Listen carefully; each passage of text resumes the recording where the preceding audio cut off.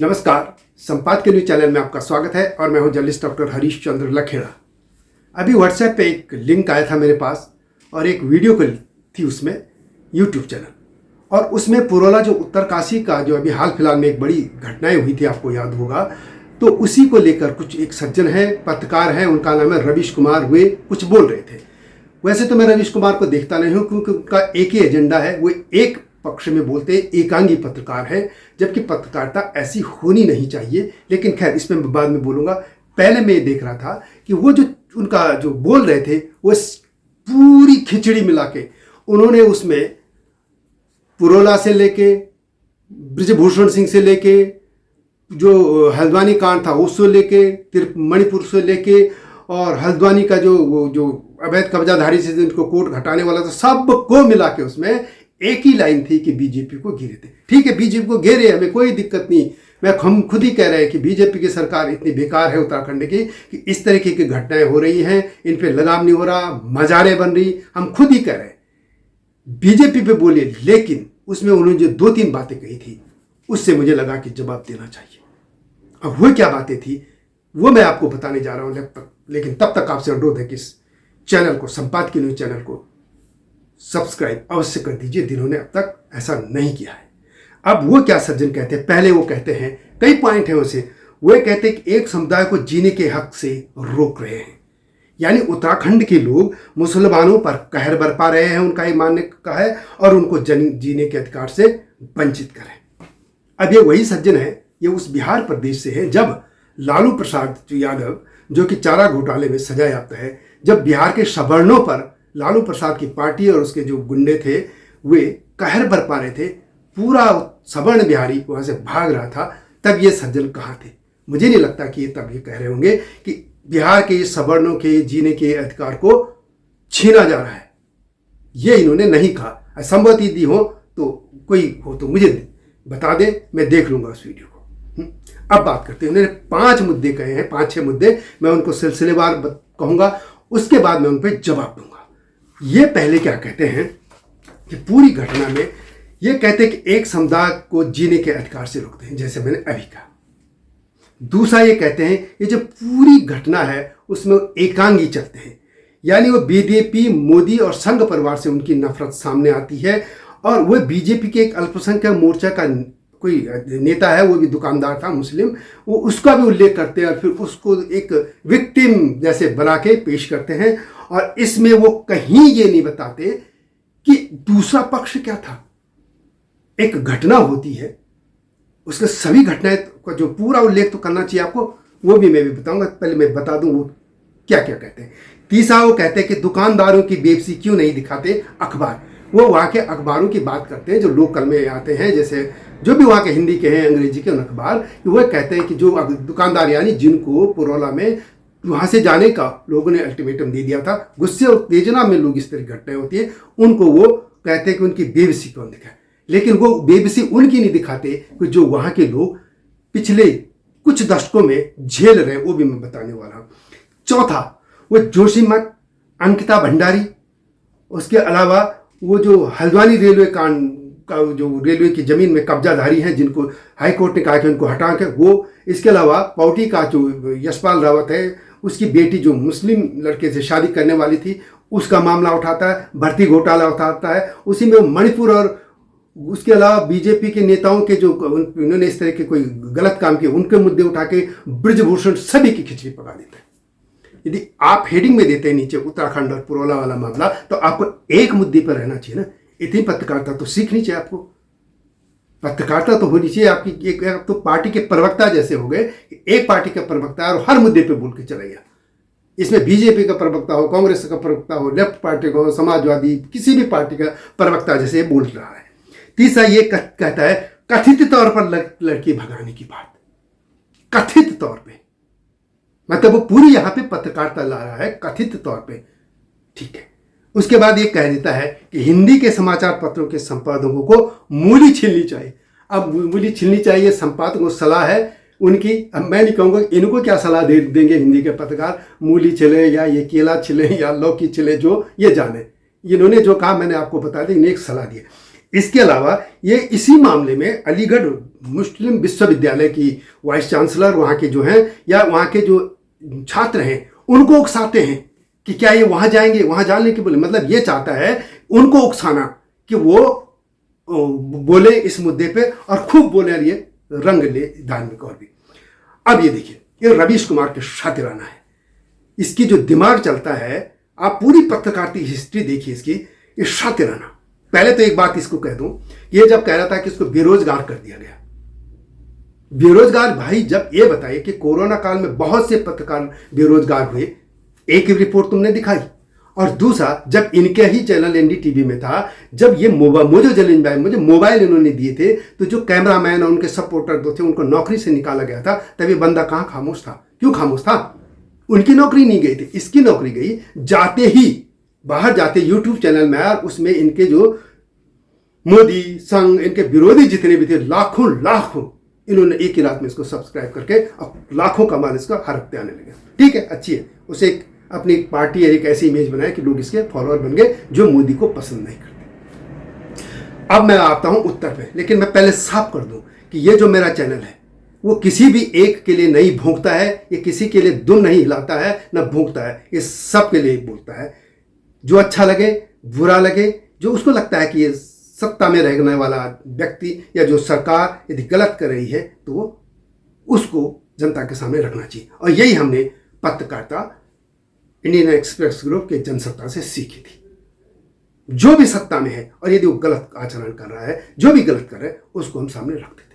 ये सज्जन एक ही पत्रकारिता कर रहे हैं। इनका ये था, जैसे गुजरात में जो भी कांड हुआ था, दंगों की बात करते रहे, लेकिन ये जो गोधरा में ट्रेन का डिब्बा जलाया गया था, उसको खामोश हो जाते थे। खैर, इनकी पत्रकारिता में बाद में बात करूंगा। अब इन पे मैं जवाब देता हूं एक एक करके। पहले ये कहते हैं कि उस मामले की जो पुरोला में वो अब सत्य क्या है सुनिए। वो लड़की है दलित परिवार की है, अनाथ है, नाबालिग है, अपने मामा मामी के साथ रहती हो। और इसको एक लड़का, उसको आप जानते हैं कि मुस्लिम समुदाय का है, और उसके साथ एक कोई सैनी भी है, वो दोनों उसको भगाने के लिए जा रहे थे। बात निकली, पकड़े गए। उसके बाद से भी पता है आंदोलन हुआ, दुकानदारों को जगह खाली करने का, दुकानें खाली करने का अल्टीमेटम दे दिया, बड़ा आंदोलन हुआ। कहीं उसमें फिर ये हिंदू संगठन भी कूद पड़े। ये बात की बात है, ये पहले था जन आंदोलन, लोगों की गुस्सा था, लोगों का गुस्सा। लेकिन रवीश कुमार उसको छुपा जाता है। रवीश कुमार आगे की बीजेपी को घेरता है। बीजेपी को हम भी कह रहे हैं कि तुम्हारी सरकार है, आखिर ये घटनाएं क्यों घट रही है? मुख्यमंत्री के खुद कहते हैं पुष्कर सिंह धामी की घटनाएं बड़ी हैं। इसी तरह वो ये भी मानते हैं कि लगभग 1000 की तरह वहां ऐसी मजारें पाई गई जहां मानव अवशेष नहीं है। 400 के आसपास संभवतः उन्होंने तोड़ दी। फिगर आप चेक कर सकते हैं। सवाल है कि आखिर धामी इतने साल से क्यों सोए हैं? 5 साल पहले इन्हीं की सरकार थी बीजेपी की, और 1-1.5 साल और भी इनका हो गया।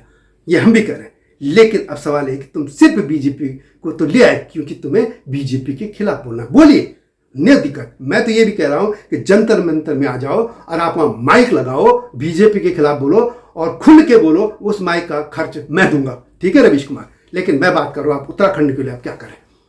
आप कह रहे हैं उस लड़की की आपने सब कुछ छुपा दिया कि वो दलित परिवार की थी। तुम्हें बोलना था तो बोलते ना, गरीब परिवार की थी, अनाथ परिवार की थी। अब टारगेट क्या? और सुनो, मैं सब सुनाऊं। उसी दिन क्या हुआ, उसी के अगले पीछे दिन 2 लड़कियां मोरी एक त्यूणी में, वहां 2 बहनों को एक ये ध्वजा, हम इनको ध्वजा कहते हैं, ये जो पूरी बेल्ट है सहारनपुर से लेके नजियाबाद, बिजनौर, मुरादाबाद, पीलीभीत आगे तक, ये ध्वजा लोग हैं। मुस्लिम को ध्वजा कहते हैं। मैं ध्वजा ही शब्द कहूंगा।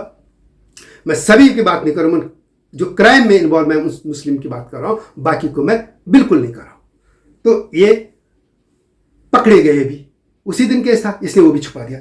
उसी दौरान आगे पीछे की घटना है, मतलब उत्तरकाशी में एक नेपाली महिला और एक उसका छोटी बेटी भी थी, उसको भी एक लड़का ले जा रहा था। और जब वो उस दुकान में शायद कुछ खरीद रहा था, उसका नाम पूछा, कुछ शक हुआ लोगों को, कुछ चेहरे अलग लग रहे थे, नेपाली और उसका अलग, इससे कुछ हुआ तो वो भी पकड़ा गया। ये वो भूल जाता है। अब देखिए, ये एक जगह कहता है, जब ये कहता है रवीश कुमार कि हिंदी के जर्नलिस्ट को, संपादकों को मूली छीननी चाहिए, अब वो कहता है पूरे अखबारों के वहां पे नाम लेता है, अमर उजाला है, जागरण है, नवा टाइम्स है, जितने भी अखबार है सबकी रिपोर्ट को दिखाता रहता है उसमें, और भी कई अखबार है। एक खबर है कि 5 माह में 48 मामले लव जिहाद के, और रवीश कहता है कि इनकी पत्रकारों ने सच्चाई नहीं दिखाई, रिपोर्टरों ने सच्चाई नहीं दिखाई और छाप दिया। अभी कौन कह सकता है कि ये सभी लव जिहाद के थे? कैसे थे? यही लोग थे। अब इसका उत्तर सुन भाई, तुम शायद रिपोर्टर नहीं है। रिपोर्टर होते तो रिपोर्टर के पास इतना टाइम नहीं होता कि वो रात को यदि कोई पुलिस से सूचना मिलती है तो उसमें हम पुलिस जो कहती है उसको लिख लिया जाता है। उसमें यह रहता है पुलिस के अनुसार, पुलिस के अनुसार, पुलिस के अनुसार, अगले बात फिर उसको वेरीफाई करते हैं। अब ये जो घटना है इसकी बात सुनो। ये जो ये बात आ रहा है मैं उसका अब उल्लेख करता हूं। देखिए 2018 की रिकॉर्ड, ये है नेशनल क्राइम रिकॉर्ड ब्यूरो। इसमें लव जिहाद नहीं है, लेकिन जो महिलाएं गायब हुई वो कैसी है बात सुनो। 2018 में उत्तराखंड से 1217 महिलाएं यहां से गायब हो गई, और हिमाचल में इसी दौरान 1179 महिलाएं गायब हुई। और ये किसकी रिकॉर्ड है? National crime record bureau. वैसे इसमें मेरी एक अलग उत्तराखंड को लेके और इसको लेके एक अलग से वीडियो आप देख सकते हैं। अब ये देखिए ये क्या कहते हैं सज्जन कि इसके जिहाद नहीं है, लेकिन अब देखिए मैं जो आंकड़े बता रहा हूं आपको वो आपके आंख कान खोल के सुनिए, आप देखिए आप चौंक जाएंगे। जिन दिनों ये घटना हो रही थी पुरौला में, उसी दौरान मैंने कहा मोरी और त्यूणी में कि जो 2 सगी बहनें एक घटना हुई, उसी के अलावा उत्तरकाशी में एक नेपाली महिला को, इन दूर सबको बचा लिया गया। ये दोनों घटनाएं थी, इसमें वही थे ज्वाजा लोग थे। इसके अलावा उसी दौरान देहरादून के बसंत विहार में एक युवती से, एक है उसका नाम गुलफाम, वो भी पकड़ा गया। ठीक है।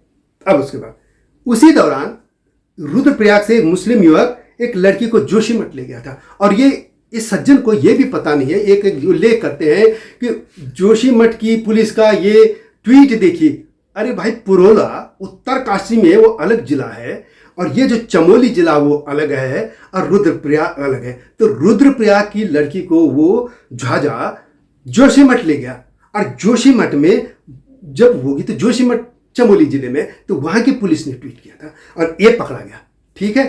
अच्छा आगे जाओ। देहरादून में ही एक कड़ी कैंट में घटना हुई, और वो अपने को लकी राणा कहता था। लकी राणा बनके वो एक लड़की के, हिंदू लड़की से, यह उसका नाम था फरमान, उसे शारीरिक शोषण भी किया।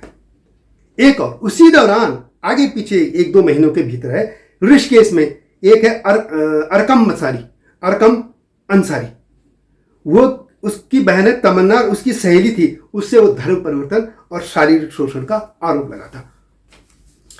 इसके अलावा अल्मोड़ा के बगवाली पोखर में 4 मुस्लिम युवक ये एक हिंदू लड़की के साथ ले जाने की तैयारी में थे, वो पकड़े गए। ये थे हरिद्वार और मुरादाबाद के। ठीक है। इसी तरह कुछ साल पहले सतपुली में भी यही हुआ था, और इस सतपुली में एक चौंदकोट इलाका है, वहां पे एक लड़की को ले गए थे और बंगाल में पाई गई थी वो लड़की, और वो यही उत्तर प्रदेश के जो सीमावर्ती क्षेत्र वहां का था, और वो पार्टी साइड में कुछ सामान कुछ मजदूरी उधर कुछ करता था, वो भी ले गया। इसके अलावा सतपुली में ही भगवान बद्रीनाथ और केदारनाथ जी की मूर्ति और उसके चप्पलों के साथ ने एक फोटो वायरल की थी, यही के लड़का था। फिर वहां भी दुकानें जला दी गई थी। एक और एक कीर्तिनगर है, श्रीनगर से यहाँ से आप जाएंगे दिल्ली से तो कीर्तिनगर वहां पड़ता है, वहां पे गाय के साथ रेप करते हुए एक लड़का पकड़ा गया था। अब आप सुनिए। इसके अलावा देहरादून में ही एक लड़की जो उसी दौरान जो है वो हिमाचल की थी, उसको लेके चक्रोता ले गया था, पौंटा साहब में रहती थी, और वो लड़का विकास नगर में नाई है। अब ये घटनाएं चाहिए। और सुनो, इसके अलावा पौड़ी एमकेश्वर ब्लॉक, वहां पे एक वो पति जो है ओमान में शादी रहते थे, वो नौकरी करते थे, उनकी पत्नी कोटद्वार में रहती थी, 2 बच्चे थे। तो एक जो है बिजनौर नजियाबाद का जावेद, उनको ले गया। अब ये किस्से तो मैं हाल फिलहाल और बताऊंगा, आज नहीं, मैं करीब 8-10 साल पुरानी बात कर रहा हूं। जब मैं हल्द्वानी जाता था, उत्तराखंड ओपन यूनिवर्सिटी से मैं पीएचडी कर रहा था, तो मुझे एक बहुत बड़े वहीं के यूनिवर्सिटी के बड़े बड़े प्रोफेसर थे, उन्होंने बताया था, उनके ही रिश्तेदारी में एक फ़ोन आया। और वो फ़ोन वहाँ से क्या होता था कि सिस्टम ये था कि ये जो जैसे दिल्ली में 9868 थे ऐसे नंबर, या आप 99 ऐसे हैं, वैसे ही वहाँ पे 941 ऐसे कुछ नंबर होते हैं। तो पहले की नंबर है, उसके बाद कुछ भी नंबर मिला देते थे, और यदि वहाँ से आदमी ने फ़ोन उठाया तो काट दिया, और यदि महिला ने उठाया तो उसको कहते थे हमारी जी मिस्ड कॉल आई है। तो वो फिर बात उनको कहती थी नहीं है, उलझाते थे। और पहाड़ के सीधे साधे लोग और उनके झांसे में आके फिर बड़ी बड़ी बात करें। उसी दौरान अल्मोड़ा में एक ऐसे झांसे में एक लड़के को लाए थे, वो शादी कराने के लिए अपाहिज था, वो चल नहीं पाता था और शादी होने वाली थी। तो उन्होंने कहा लड़का उठ क्यों नहीं रहा। और जब उसे उठाया तो वो लकवाग्रस्त था, तो उनको पिटाई उटाई होते होते बच्चे वो भाग गए। इसी तरह पिथौरागढ़ में एक फौजी था, उसने आत्महत्या ही कर दी थी, उसकी पत्नी को इस तरह के बना दिया। अब रवीश कुमार जी समझिए, आपका बचपन कहाँ बीता मुझे नहीं पता, बिहार रहे होंगे आप बहुत, आप तो शायद शहरों में रहे होंगे, लेकिन उत्तराखंड का समाज बहुत ही भोले भाले लोग हैं, सीधे साधे लोग हैं, जो दूसरे पर विश्वास कर देते हैं। इसीलिए तो किसी को भी मकान देते थे, किराए पे दे देते हैं, वो कहीं भी चले जाएं, कोई भी चले जाए, अतिथि देवो भव। इसलिए तो जब मैं अब लोग किस्सा सुनो, मैं मेरी किताब में लेके झूठ भी नहीं है, क्या किलात है मेरे उत्तराखंड आंदोलन स्मृति के हिमालय, उसमें मैं एक बार चेन्नई गया था, विधानसभा के इलेक्शन जब हो रहे थे, चेन्नई से मदुरई गया था, और एक सीनियर जर्नलिस्ट हैं टेलीग्राफ में, उनके जीजाजी, उन्होंने कहा मेरे जीजाजी को मिले ना, क्योंकि उन्होंने चुनाव को लेके वो जो पैसा वैसा देते थे घरों में लोग कुछ पार्टियों के, वो कहते थे उसके खिलाफ आंदोलन कर रहे थे। तो मैं क्या, जब मैं उनके आ गया तो मैंने कहा, उन्होंने कहा कहाँ से आया हो, सुन लो रवीश कुमार। तो मैंने कहा मैं उत्तराखंड से। उन्होंने कहा उत्तराखंड जैसे नॉर्थ ईस्ट में लोग नहीं जानते मणिपुर, त्रिपुरा, सिक्किम वगैरह वगैरह, वैसे उनके लिए छोटे। मैंने कहा आपने बद्रीनाथ केदारनाथ सुना है? उन्होंने कहा हाँ। मैंने कहा मैं वहीं से हूँ। उन्होंने अपनी पत्नी को बुलाया, वो तब लगभग 65 साल के थे, मैं करीब 8-10 साल पुरानी बात कर रहा हूँ, और दोनों पति पत्नी और मुझे नमस्ते करने लगे, झुकने गए मेरे सामने। अरे मैं चौंक गया, मुझसे उम्र में बड़े थे, वकील थे वो लोग। मैंने कहा ऐसा क्यों कर रहे हैं आप? मैं सक पका गया। उन्होंने कहा कि उत्तराखंड के लोग इतने अच्छे हैं, हम एक बार गए थे और मुझे लगा कि, उन्होंने कहा कि मेरे घर पे बैजनाथ जी के दूत आए, इतनी श्रद्धा है हमारे वाले लोग, और हम दिल्ली में रहते हैं, हमारे लोग पूरे भारत भर में रहते हैं, लेकिन हम लोगों को क्यों नहीं भगाया जा रहा? इसलिए छुटपुट घटनाएं हो सकती। मैं नहीं कहूँ कि सारे पहाड़ी सचरित्रवान है या अच्छी है, नहीं, छुटपुट घटनाएं हैं, समाज की गंदगी में इनमें बह गए। लेकिन आज भी दिल्ली में देखो इमेज क्यों है हमारी इतनी अच्छी, ईमानदार, कर्मठ, विश्वसनीय लोग हैं। क्राइम में हमारा रोल नहीं है। देखो क्राइम किसका क्राइम है, आप देख लो, किस स्टेट का रिकॉर्ड होता है, आप देख सकते हो। हम नहीं कह रहे किसका है। इसी तरीके से हम करें, जब उत्तराखंड में लोग आते हैं, लोग कहते हैं आप किराए तो आप ही लोग देते हैं। हाँ, हमारे लोग देते हैं किराए पे, क्योंकि वो अपनी तरह दूसरे को मानते हैं कि हमारे तरह प्यारा होगा, सही हृदय होगा। लेकिन उन्हें थोड़ी पता कि ये जाहिल लोग वहाँ जाके हमारी ही माँ बहनों पे नजरें डालते हैं, और ये उन धंधों को कर रहे हैं जिनसे औरत के टच में जाए। जैसे मैंने कहा मिस्ड कॉल करके करते थे और फिर ले जाते थे, उसी तरह इन्होंने वही धंधे कर रहे गाँव में कि ये जैसे चूड़िया, लिपस्टिक या महिलाओं के जो अंगवस्त्र, इस तरह के कपड़े, जो भी चीज़ें होती है, मोबाइल, जिससे उनके संपर्क में, और फिर उसको टच कर रहे हैं। और अब देखिए क्या हो रहा है कि जो समाज वहां जा रहा है, अब वो कह रहे हैं कि दुकानदारों की बात करते हैं। दुकानदार सभी तो अपराधी नहीं, हाँ बिल्कुल नहीं, हम भी नहीं मानते, सभी नहीं है, और होना भी नहीं चाहिए सभी के खिलाफ एक्शन। लेकिन लोगों की शिकायतें होती हैं वहां पे दुकानदारों की, कि यदि एक क्रिमिनल पकड़ा गया था इनके साथ का, तो उन दुकानदारों को खड़े होकर कहना चाहिए था पकड़ो इसे, पुलिस को दो, लेकिन वो अपने घरों के अंदर छुप गए। और वही की किस्सा सुनो, ये संभवतः चक्रौता इस इलाके का बात है, जौनसार बाबर की, 4-5 साल पहले, आपको पता होगा सभी लोगों को। तो रवीश कुमार सुन लो, वहां पे एक ड्राइवर था, टैक्सी वाला कुछ था, उसने एक लड़के कुछ थे उनका, वो जा रहे थे, कुछ दुर्घटना हुई, उसने गलत काम किया, वो मारे भी गए, कुछ ऐसा हुआ था। तो वहाँ के लोगों ने पंचायत की और उसको पकड़ के पुलिस को सौंपा, और बाकायदा पंचायत हुई और उसको समाज से बहिष्कृत कर दिया था। ऐसा समाज है हमारा, कभी तुम सोच नहीं सकते, जहाँ तुम पैदा हुए तुम्हारा समाज ऐसा करता है। इसलिए तुम्हारे दिमाग में वो सब चीजें भर गई हैं, मोदी मोदी मोदी मोदी, तुम विकृत जैसे जर्नलिज्म में आ गए हो। एक कूड़ा पहले दिमाग से हटाओ, तब उत्तराखंड के लोग और क्या बात करता है। सुनिए, इसको मैंने किस्सा सुना दिया रवीश कुमार, और भी कहती मैं किस्सों पे आ गया ना, सारी घटनाएं, ये तो मैंने कुछ इकट्ठी की हैं, कितने कांड हुए मैंने आंकड़े बता दिए। अब आप सुनो। हाँ, एक और बता देता हूं, मैंने जो घटनाएं कही थी कि 2018 में 1217 हुई, तो उससे पहले में 17 और 2016 की बात होता हूँ, 2016 में 622 के लगभग घटनाएं थी, और 2016 में और 2017 में 1100 समथिंग ऐसे कुछ थी फिगर, इस समय एग्जैक्ट मुझे याद नहीं, लेकिन इतनी है क्योंकि ऑलरेडी वीडियो में मैंने डाली है। मतलब ये घटनाएं बढ़ रही हैं। और एक बार एक ऑफिसर थे उत्तराखंड के, उन्होंने मुझे कहा था कि आप लोगों का समाज कहाँ सोया है, आपके यहाँ तो हर साल 50-60 महिलाएं, ये करीब 8-10 साल पुरानी बात है, उन्होंने कहा था कि महिलाएं गायब हो रही है, कोई सोया है। और वाकई जब मैंने फिगर अभी बनाई थी तो ये, और क्या कहूँ, ये उत्तराखंड सरकार के लिए मैं खम्त की है कि उत्तराखंड के पूर्व मुख्यमंत्री की भाभी, एक वीडियो है इसमें कि उत्तराखंड जो है कि केरला स्टोरी, वैसे हिमालयन स्टोरी करके है वो, उसमें एक उत्तराखंड के पूर्व मुख्यमंत्री के परिवार की ही, गांव की परिवार की सगी भाभी नहीं, परिवार की भाभी को यही ध्वजा ले गए थे। अब आप क्या करोगे? तब वो मुख्यमंत्री नहीं थे, बाद में मुख्यमंत्री बने। अब आप क्या करोगे? ऐसी हालत है। और तुम एक तरफा दे रहे हो, तुम एक तरफा कह रहे हो उत्तराखंड के लोग, वो एक आदमी, एक समाज को जीने का अधिकार छीन रहे। अब सुन, आगे सुन रवीश कुमार। अब ये कहता है कि दुकानदारों की बेबसी चुप क्यों है अखबार। अच्छा सुन, एक समाज, मैंने पहले भी कहा, एक समाज हमारा भी है, पहाड़ के लोग, हम तो कहीं बेबस नहीं है। इसलिए बेबस नहीं है कि हम कभी ऐसे किसी दूसरी जगह के क्राइम नहीं करते। अब मैं सुनो, उत्तराखंड की बात करता हूं, मैं उत्तराखंड का इसलिए बात करता हूं, तुम बिहार के हो, मैं बिहार के आ जाए हम लोग, अब बिहार जाके हम क्राइम करें तो कैसा लगेगा? यही हरकतें हम लोग करें वहां, क्या करोगे? मारोगे ना, जूते मारने चाहिए हम लोगों को यदि ऐसा काम करते हैं तो, है ना?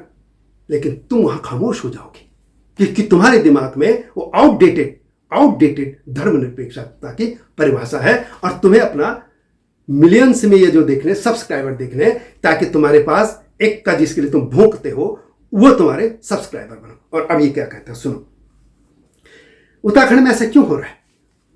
इसलिए कि यूपी में योगी का डंडा चला, और इसके अलावा मुजफ्फरनगर जो है वहां पे जाट और मुस्लिम को जो झगड़ा हुआ था, जाट जब बाहर निकले, जाटों ने जब कुटाई की, तो ये सब उत्तराखंड की तरफ चले गए, और उत्तराखंड के सीधे लोग हैं, है ना, अयोध्या के। और एक और सुनो कि जो आप हल्द्वानी की बात करो भाई, तुम हल्द्वानी, इंदिरा हृदय थी ना कांग्रेसी, उसने बसाया था उनको, उसमें आरोप है इंदिरा हृदय ने बचाया था। सारे लोग बच्चे ही कहते हैं इंदिरा हृदय ने इन लोगों को बचाया। ये उत्तराखंड मूल के नहीं है।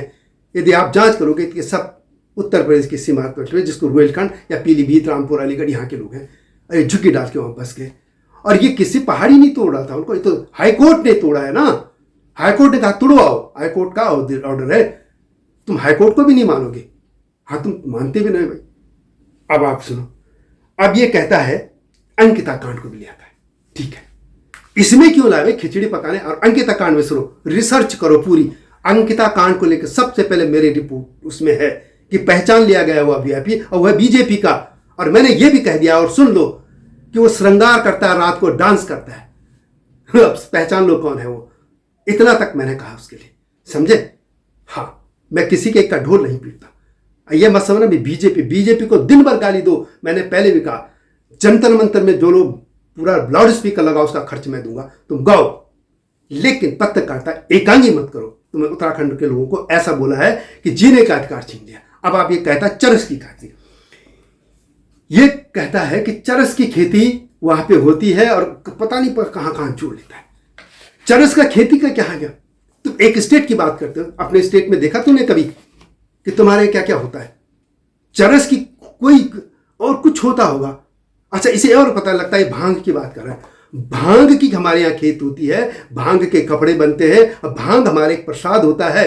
हमारे भंगलों जो यूं करते हैं वो नहीं है, हमारे भांग खेतों में आजकल बोई जाती है, और बाकायदा सरकार ने उसको ऑर्डर किया था कि भांग खेती उगाओ।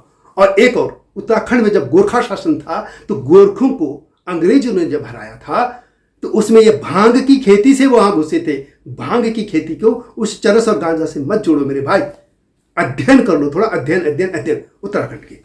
और एक और, अब ये कहता है यशपाल बेनाम के बाद। यशपाल बेनाम उत्तराखंड में भाजपा का नेता है, पौड़ी का जो नगर पालिका या जो भी परिषद जो भी होगी उसका वो चेयरमैन भी है, लेकिन वो कई दलों में घूम के आया है, विधायक भी रह चुका है पहले। अब बात सुनो, उस किसी को आपत्ति नहीं है उत्तराखंड के लोगों का कि हिंदू मुस्लिम की शादी से कोई आपत्ति नहीं है।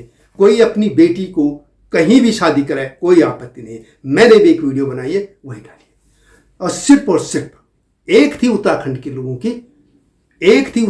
लोगों की शिकायत, बस कि तुम शादी देहरादून करा लो, कोटद्वार करा दो, हल्द्वानी करा दो, हरिद्वार करा लो, कहीं करा लो, पहाड़ों में मत लाओ इस चीज को। तुम हमारी छाती पे दाल मूंग रहो। आपको जो अपनी बेटी की शादी करनी कहीं कराओ, हमें कोई दिक्कत नहीं। संविधान ये अधिकार देता है कि आप करें शादी किसी से भी। ये अलग से वीडियो आप देख सकते हो मेरे बंधुओं, और रवीश कुमार देखना इसको कि लेकिन ये था कि यदि समाज के ताना बाना टूट जाएगा, बिखर जाएगा, जो हमारे पुरखों ने बनाया था। शादी का कोई विरोध नहीं था, शादी का नहीं था, ये था कि तुम पौड़ी में क्यों करवा रहे हो, ये पूरा ताना बाना टूट जाएगा। अब रवीश कुमार तुम बड़ी बात करते हो, क्या तुम अपने बाकी छोड़िए रवीश कुमार पंडित जी, आप क्या अपने परिवार की किसी बेटी की शादी बिहार के भूमिहार से करा लोगे? और तो मत जाए, भूमिहार तो क्षत्रिय और ब्राह्मण के बीच की कड़ी है। क्षत्रिय भी नहीं जा रहा हूं, क्षत्रिय छोड़िए, किसी भूमिहार से करा लोगे? नहीं ना। तो फिर दूसरों के यहाँ पे ये सेकुलर और ये लिबरल तरह का भाषण मत दो। वहां पे यही और यही थी, सिर्फ एक शिकायत थी लोगों की कि तुम यहां ताना बाना। और एक और सुन लो, तुम तो ऐसी चीज महाभारत और चाणक्य और नीतियों को नहीं पढ़ोगे, लेकिन हमारी नीतियों में कहा गया है कि यदि एक समाज के लिए एक गांव को बलिदान करना हो तो कर लो। एक परिवार के लिए, एक गांव को बचाने के लिए, गांव के लिए परिवार को बलिदान करो तो परिवार को कर लो। अब परिवार के लिए भी यदि एक व्यक्ति को बलिदान करना हो तो कर लो। इतनी बड़ी बात थी। अब हम क्या कह रहे हैं कि समाज तभी तो बनेगा जब उसका ताना बाना जो सदियों से बना वो भी रहेगा। मैं नहीं कर रहा हूं कि शादियां ना हो, शादियां करो। मैं तो बढ़ावा देता हूं कि हिंदू, मुस्लिम, सिख, ईसाई जो करे शादी, ब्राह्मण, ठाकुर, दलितों से भी शादी करें, खूब करना चाहिए। लेकिन वहां पे तो मत जाओ ना आप इस तरह की, जहां अभी स्वीकार नहीं किया समाज ने। धीरे धीरे ये चीजें होंगी, जबरदस्ती मत हो। इतने तो उतनी स्वतंत्रता होनी चाहिए ना, डेमोक्रेसी में तो होता है ना। ये सज्जन स्वामी दर्शन भारती जो पवार साहब हैं वैसे वो, और उनका एक है देवभूमि रक्षा अभियान, उनको पोस्टर को भी दिखाता है, लेकिन वो उस चीज को नहीं दिखाता जिसमें एक कोई मुस्लिम गजवा हिंद की बात करता है, कुछ वहां धमकी देता है। कई जगह वो चल रहा है, लेकिन उसको ये नहीं दिखाएगा रवीश। अब देखिए ये क्या कहते हैं, ये जो देवभूमि रक्षा अभियान है इसके बारे में पता है तुम्हें? ये लगातार कह रहा है कि उत्तराखंड में मजार, अवैध मजारों को हटाओ, और इसने मस्जिदें क्यों बना रहे? अब सीधी सी बात है, जहां जहां इनकी पॉपुलेशन है वहां मजारों को कोई आपत्ति नहीं है। हम पहले भी लगातार कह रहे हैं कि उत्तराखंड के इंटीरियर इलाकों में आबादी को कम आने दो। हम इसीलिए उत्तराखंड के लोग भारतीय जनता पार्टी सरकार से नाराज हैं कि वो ऐसा भूमि कानून ले आए, खासतौर पर त्रिवेंद्र सिंह रावत लाए, जिसमें 12.5 एकड़ तक जमीन किसी भी उद्योग के नाम पे दे दी गई, और उसके नाम पे बड़ी संख्या में कब्जा हो गया जमीन का। ये तो चलो कागजों में, अवैध तरीके से मजारें जो बन रही है, जब जांच की गई तो नीचे कोई मानव अवशेष नहीं थे, और इसके अलावा जब जांच भी हुई तो उसमें से काफी तोड़ दी गई। अब सवाल ये कि मैंने पहले भी कहा कि सरकार कर क्या रही थी, लेकिन ये जो अभियान दल है ये पहले बहुत बाद में कूदा है पुरोला कांड में, ये बहुत बाद में आया। पहले लोग खुद ही मैदान में थे, गुस्साए थे। इसके अलावा ये बताइए भाई कि आप वहां दुकानदारों की तो बात करते हैं, लेकिन इन दुकानदारों के जो जहाजों के दुकानदार हैं, मैंने पहले कहा कि जब इस तरह की घटनाएं होती हैं तो वो भी साथ में क्यों नहीं आते कि हाँ इस तरह की घटनाएं नहीं होनी चाहिए, इसमें तुम खामोश हो गए। और एक बात, अब ये क्या करते हैं सज्जन कि कई जगह ये जोशीमठ की भी बात लेते हैं। अब जोशीमठ का इससे क्या लेना, भर्ती घोटाला से इससे क्या लेना? हम मानते हैं ज्वलंत मुद्दे हैं, लेकिन उसमें अलग वीडियो बनाओ ना आप भाई, बहुत ज्वलंत मुद्दे हैं। वाकई हम भी मानते हैं कि भारतीय जनता पार्टी के नेता भी, कांग्रेसी तो है यही काम करते हैं, झुगिया बसाना, हिंदू मुस्लिम पीछे से करा देना, मुस्लिम तुष्टिकरण, इसे कांग्रेसी तो है ही, वो तो झुगिया बसा दे। हल्द्वानी में यही किया इन्होंने, इसकी लेकर और इनके जो हैं हरकतें, इसीलिए तो हाशिए पे जा रही है पार्टी। एक एंटनी ने जो कहा था उसकी रिपोर्ट भी उन्होंने कूड़े में डाल दी। खैर, अब मैं ये कह रहा हूं कि तुम जोशीमठ की बात कर रहे हो, इस मुद्दे से क्या लेना उसका? इसके अलावा नौकरी भर्ती घोटाला, बिल्कुल इसमें हम भी खिलाफ है कि ऐसा कैसे हो रहा है, लेकिन सवाल यह है इस मुद्दे से क्या लेना उसका? हाँ, इसके अलावा अब ये लैंड जिहाद और इसको जिहाद को कथित तौर पे कहने लगे। हल्द्वानी को भी उसमें ले आता है, अंकिता भंडारी भी ले आता है, पता नहीं सब कुछ कर लेता है और खिचड़ी बना देता है। मतलब आप पूरी तरह से एक मुद्दे को जेन्युइन तरीके से उठाने के बजाय एक ही टारगेट है आपका कि तुम क्या कर रहे हो कि एक मुद्दा उठाओ जिससे हिंदू मुस्लिम है और उसको अपने तरीके से बीजेपी संघ परिवार को बीच में लाके घुसा दो। जबकि खबर यह है कि उत्तराखंड का जनमानस बहुत चिंतित है इन जहाजों की हरकतों से। एक तो ये लड़कियों को, महिलाओं को और खासतौर पर गरीब परिवारों को, दलितों की बेटियों की, शिल्पकारों की बेटियों को ये निशाना बना रहे, नेपालियों की बेटियों को निशाना बना रहे, क्योंकि इनको पता है कि ये बड़े किसी ब्राह्मण ठाकुर के हाथ लगा दिया इन्होंने तो उनको बहुत करारा जवाब मिले। लेकिन यहाँ उत्तराखंड के लोगों को भी अब इन्होंने रिएक्ट अच्छा किया कि बेचारे जो गरीब हैं, दलित हैं, जो शिल्पकार बंधु हैं, हमारे गरीब परिवार, नेपाली परिवार, उनके लिए ये खड़े हुए। उनका इसने नहीं दिखाया, एक तरफा दिखा गया। दूसरा, ये वहीं पे बेनाम यशपाल की बेटी पता नहीं कहाँ से ये उसने कर दिया।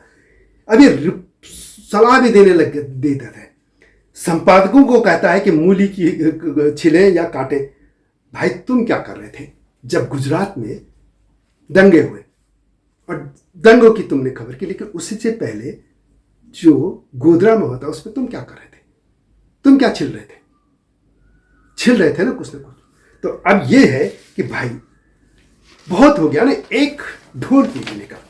लोग तुम्हें पत्रकार माने न माने, हम तो नहीं मानते। एक ढोल मत पीटो। ऐसा कैसे हो सकता है कि पिछले 9 साल में मोदी ने कोई अच्छा काम ही नहीं किया? एक रिपोर्ट बता दो।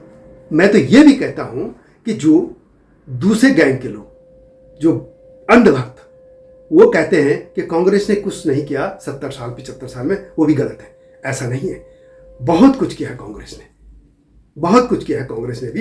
इस देश की नींव बनाने में कांग्रेस का भी हाथ रहा है। मैं तो ये भी कहता हूं कि पार्लियामेंट में कम से कम 10 लेफ्ट के सांसद भी होने चाहिए। वो बहुत तैयारी करके आते हैं और सरकार को बहुत अच्छे तरीके से घेरते हैं। मैं तो ये भी कह रहा हूं, लेकिन मैं ये भी नहीं कह रहा हूं कि बीजेपी के भी लोग खराब हैं।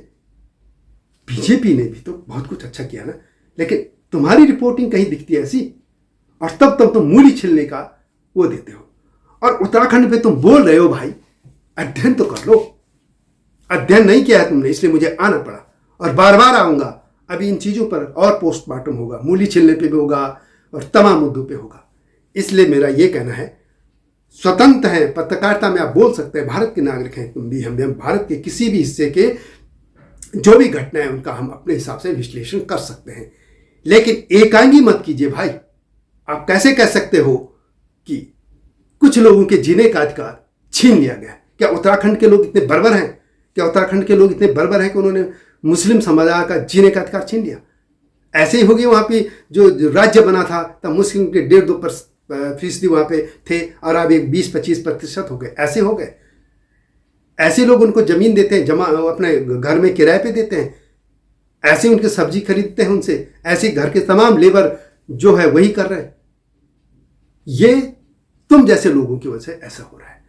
और हम पूरे, मैं पहले ही कह दूं कि हम पूरे मुस्लिम समुदाय की बात ही नहीं कर रहे, हम सिर्फ उन जिहादियों की का जो जिहाद कर रहे हैं, चाहे लैंड जिहाद हो, जो फर्जी मजारे बना रहे हैं, या वहाँ की महिलाओं को जो टारगेट बना रहे हैं, हम उनके खिलाफ है। ये पूरा समाज उसके खिलाफ है, बाकी किसी के खिलाफ न धर्म न नीति। और हाँ, एक और बात जो मैं कह रहा थी, उत्तराखंड में जो जमीन का बात हो रही थी, उत्तराखंड के इंटीरियर इलाकों में यदि आप भेजोगे आबादी, वो चाहे हमने सिर्फ मुस्लिम ने हिंदू की बात कर रहे हैं, किसी भी आप लैंड कानून की क्यों बात कर रहे हैं? इसलिए कि यदि आगे ग्लेशियर की तरफ भी भीड़ बढ़ेगी तो सारे ग्लेशियर पिघल जाएंगे, गंगा, जमुना और उसकी सभी सहायक नदियां जो भी हैं वो सूख जाएंगी, ये सरस्वती हो जाएंगी। और फिर तो मैदान के जो इलाके हैं, मैं पूरे हिमालय बेल्ट की बात कर रहा हूँ, यदि हिमालय के ग्लेशियर तक ऐसे ही भीड़ जाती रही, ऐसे ही ज़मीनें बिकती रही, तो एक दिन सारी नदियाँ, गंगा यमुना ही नहीं, सारी आगे सिंधु है, इधर जो और भी जो नदियां हैं, सतलुज है या आगे पूर्वोत्तर की जितनी नदियां हैं, एक दिन सरस्वती हो जाएंगी। और तो जो मैदान, भारत के जो मैदान है फसलों से लहलाते हैं, वे रेगिस्तान बन जाएंगे। इसको तो सोचिए, बाहर हम भी हैं, हम कभी विरोध नहीं करते कि आप नैनीताल बसिए, आप देहरादून बसिए, हल्द्वानी बसिए, आप रुद्रपुर बसिए, कहीं बसिए, आप उधमपुर जो नगर कहीं भी, कोटद्वार बसिए। हम गांव की बात कर रहे हैं। गांव की जमीन मत लो, मत बेचो, मत, ये कानून होना चाहिए, हम उसकी बात करते हैं। और भारत में भी, दिल्ली में भी क्या आप गांव की जमीन खरीद देते हैं? यहां भी तो लाल लाल हो रहा है। तो इसलिए पहाड़ियों के कॉन्सेप्ट को समझो। पहला पहाड़ किसी का जीने का अधिकार नहीं छीनता। रवीश कुमार, तुमने बहुत बड़ी गलती कर दी है। ये पत्रकारिता करनी है तो कीजिए। हो सकता है तुम्हारे मिलियन में फॉलोअर्स है, सब जानते कैसे। एक खास विचारधारा के लिए जब आप ढोल डुगडुगी बजाओगे तो वो तो आएंगे ही आएंगे, लेकिन पत्रकारिता नहीं होती। पत्रकारिता सीखनी है आपको तो कम से कम अरुण शौरी से सीख लेना कभी, कैसे वो एंटी एस्टेब्लिशमेंट को लेकर आते थे आगे। आप सिर्फ एक बंधु, तुम सिर्फ और सिर्फ एक व्यक्ति, एक पार्टी, एक विचारधारा के खिलाफ हो, तुम सर्वांग तरीके से पत्रकार संभवतः नहीं हो। इसलिए उत्तराखंड के मुद्दों पर भी भविष्य में बोलना हो तो पहले अध्ययन कर लेना। तो दोस्तों, यह वीडियो कैसे लगी कमेंट में अवश्य लिखें। और इन तमाम मुद्दों पर जो फालतू के वीडियो बना रहे हैं, इन सब के जो लोग चैनलों में, बहुत से यूट्यूब में फालतू लोग बोल रहे थे, उनको भी ये जवाब मिल गया होगा। मुझे उम्मीद है कि आप लोग इस वीडियो को बहुत बड़े पैमाने पर शेयर करोगे, चैनल को सब्सक्राइब करोगे, और उत्तराखंड के समेत पूरे हिमालय की बात या पूरे देश के इस मुद्दों पर मैं बात करूंगा। आप देखिएगा, और मेरा एक चैनल और है हिमालयी लोग, हिमालय सभ्यता पर काम कर रहा है, उसे भी देखिएगा। अगली वीडियो की मैं अगले नए बड़े मुद्दे के साथ आऊँगा। तब तक नमस्कार, और चैनल को सब्सक्राइब करना न भूलना। नमस्कार। हिमालय पे पेड़ हो तो गीत गाएंगी नदियाँ, गीत गाएंगी नदियाँ। पेड़ों पे चिड़िया है तो गीत गाएंगी नदियाँ, पेड़ों पे चिड़िया है तो गीत गाएंगी नदियाँ। माँ की लोरी जैसे होते हैं नदियों के गीत।